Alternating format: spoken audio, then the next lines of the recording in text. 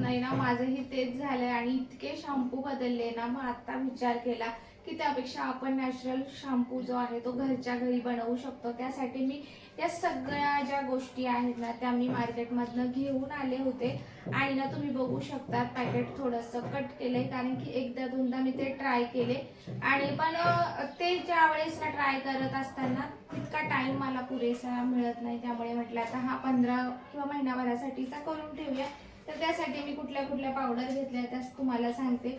तर ही आहे आमला पावडर, मी हे सगळं जे प्रमाण आहे ते डिस्क्रिप्शनमध्ये देणार आहे। त्यानंतर ही भृंगराज पावडर आहे, सगळ्यात महत्त्वाचं ही रिठा पावडर आहे, याच्याने केसांमध्ये फेस तयार होतो। त्याचबरोबर ही आहे शिककाई पावडर आणि मी आणखीन काही एक दोन गोष्टी आहेत त्या ॲड करणार आहे ज्या आपल्या केसांसाठी भरपूर असे त्यातून बेनिफिट्स मिळणार आहे। सो चला आता व्हिडिओ स्किप न करता नक्की बघा आणि या सगळ्या जे नावं आणि त्याचं प्रमाण मी सगळं डिस्क्रिप्शनमध्ये देते।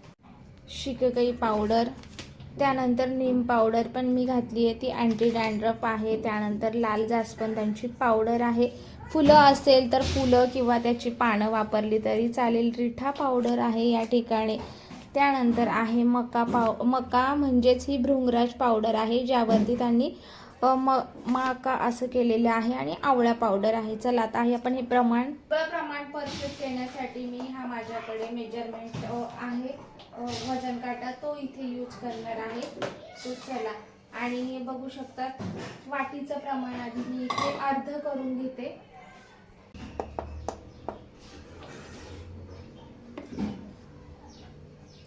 तर तुम्ही बघू शकतात 182 आहे, आपण टेअर करून याचं वाटीचं प्रमाण इथे 0 केलेलं आहे। आणि आता आपल्याला हे 100 ग्राम, सो मला इथे तुम्हाला दिसतंय की नाही 50 ग्राम घ्यायची आहे।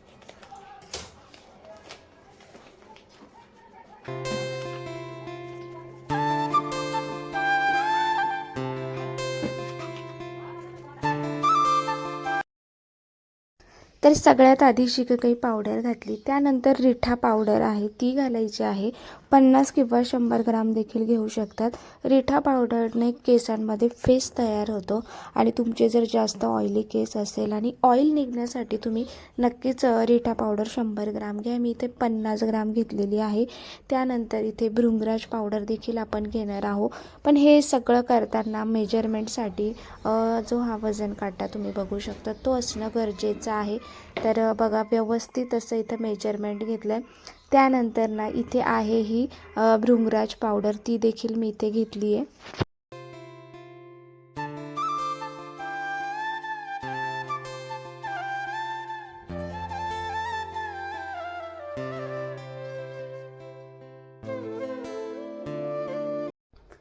त्यानंतर या ठिकाणी 30 ते 35 ग्रॅम आवळा पावडर घेतलेली आहे आणि तुम्हाला या सगळ्या गोष्टींचे बेनिफिट्स माहीत असतीलच।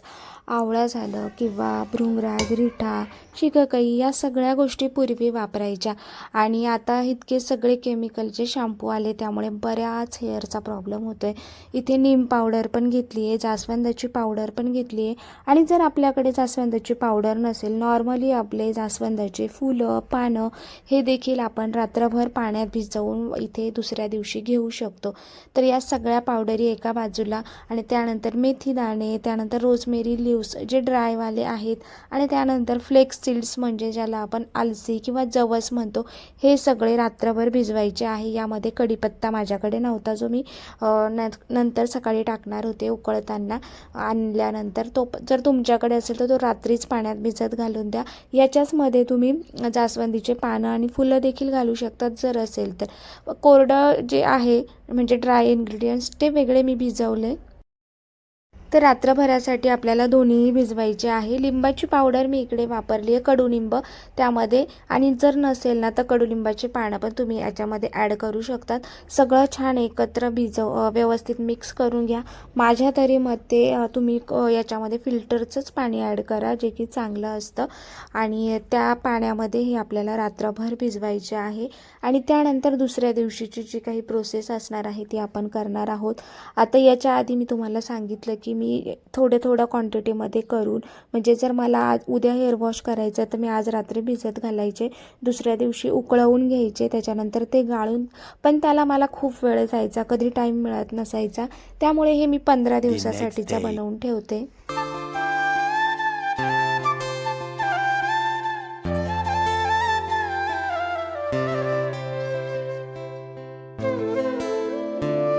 रात्रभर छान भिजल्यानंतर ना तुम्ही बघू शकता जी पावडर होती तिला छान फेस तयार आलाय, कारण की त्यामध्ये रीटा आहे. चला फायनली रात्रभर हे भिजत ठेवलं होतं आणि आता मी ते सकाळी उकळवायला ठेवलंय. कढीपत्ता काल माझ्याकडे नव्हता त्याच्यामुळे मी तो आत्ता टाकलेला आहे. सो हे आपल्याला 15 ते 20 मिनिटं चांगलं उकळवून घ्यायचं आहे. त्याच्यानंतर मी तुम्हाला सांगते पुढे काय करायचं. व्हिडिओ स्किप न करता नक्की बघत राहा. 10 ते 15 मिनटं छान उकळवून घ्यायचं आहे, जेणेकरून त्यातला सगळा अर्क त्या पाण्यात निघून येईल, आणि चांगलं थंड करायचं आहे. थंड झाल्यानंतरच पुढची प्रोसेस करू शकतो, कारण की इतकं जास्त गरम आपण यूज नाही करू शकत. सो थोडीशी आपली लॉंग प्रोसेस आहे, पण त्याचे बेनिफिट पण तितकेच आहे, आणि तुम्हाला ते करायला आवडत असेल तरच तुम्ही हा व्हिडिओ पूर्ण बघू शकतात. आणि बघा, एका कपड्यामध्ये ना सगळ्यात पहिले जे आपण सीड्स वगैरे भिजत घातले होते ते आपण इथे छान गाळून घेणार आहोत. आता फ्लेक्स सीड्स म्हणजेच आळसी तुम्हाला माहिती आहे, आणि त्याचा असा चिकट असा द्रव निघतो, तर ते आता आपण काढून घेणार आहोत, कारण की त्याने आपले केस खूप जास्त सिल्की आणि मस्त अशी शायनिंग येते. सो त्यासाठी घातलं आहे. आणि माझ्याकडे ना ॲलोवेराचा बेस असलेला शॅम्पू मी यामध्ये ॲड करणार आहे. जर तुमच्याकडे नसेल तर रात्रीच आपण त्यामध्ये ॲलोवेरा देखील भिजत घालू शकतो. सो बघा, आता ही जी पावडर आहे ना, ही सुद्धा मी कपड्यात घेऊन आणि अशा पद्धतीने त्यातलं सगळं पाणी गाळून घेणार आहे. आणि एकदा की पाण्यातून पावडरमधनं सगळं पाणी निघालं की पावडर काही कामाची नसते. जर तुम्हाला हवी असेल तर तुम्ही ती मेहंदी लावणार असाल तर मेहंदीमध्ये ही पावडर ॲड करू शकतात, जेणेकरून भरपूर असे बेनिफिट्स तुम्हाला मिळतील. किंवा दहीमध्ये ती पावडर ॲड करून हेअर मास्क म्हणून पण तुम्ही ती वापरू शकता. सो अशा पद्धतीने या गोष्टी आपल्याला भरपूरशा फायदेशीर ठरतात, त्यामुळे एकही गोष्ट यातली वाया जात नाही. जे आपण सीड्सचं केलेलं ते पण मस्त असं पेस्ट करा आणि त्या पावडरमध्ये मिक्स करा आणि हेअर मास्क म्हणून तुम्ही लावू शकतात.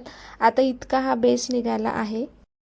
प्रमाणात आहे. आता बरेच जण काय करतात, याच्यामध्ये शॅम्पू बेस असतो, जसं आपला साबणचा पण बेस मिळतो ग्लिसरीन वाला, त्याच पद्धतीने. पण जर नसेल तर तुम्ही तुमच्या आवडीचा कुठलाही शॅम्पू घालू शकता त्यामध्ये, जेणेकरून थोडा एक्स्ट्रा फेस वगैरे होईल त्याच्यासाठी. पण नॅचरल शॅम्पू घाला, तर आपण इतकं सगळं हे करतोय तर त्याचा फायदा आहे. तर माझ्याकडे ना खादी ब्रँडचा नॅचरल शॅम्पू आहे, जो की बघू शकता. नीम आणि ॲलोवेराचा शॅम्पू आहे हा, तर तुम्ही बघू शकता. तर ऑलरेडी हा नॅचरल शॅम्पू आहे, याच्या आधीही मी भरपूर वापरलेले आहे. सो विचार केला की आता याच्यामध्ये मी फक्त ॲलोवेरा घातलेलं नव्हतं, नीम तर घातलंय. सो याच्यातला मी थोडासा बेस याच्यामध्ये घालून आणि मिक्स करणार आहे. आणि त्याच्यानंतर ना ही माझ्याकडे एक बॉटल आहे, हा पण नीम सेटचा हा कंडिशनर होता. सो याच्यामध्ये मी हे जे आहे सध्या वापरण्यासाठी घालणार आहे. तर आता तुम्ही बघू शकता.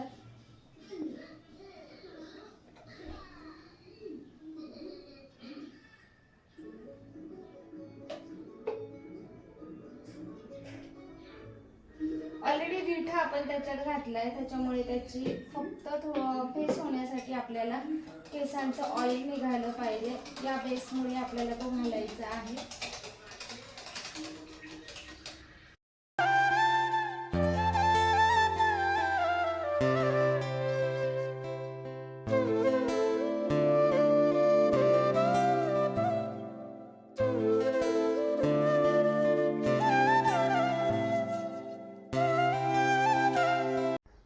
जसं सांगितलं माझ्याकडे ॲलोवेराचा आहे, तो शॅम्पू मी ॲड केला आणि रिकाम्या बॉटलमध्ये भरून ठेवलेला आहे, जेणेकरून हा येणाऱ्या 15 दिवसांसाठी होईल. आणि एक्स्ट्रा झाला आहे तो मी काचेच्या बॉटलमध्ये भरून फ्रीजमध्ये ठेवते.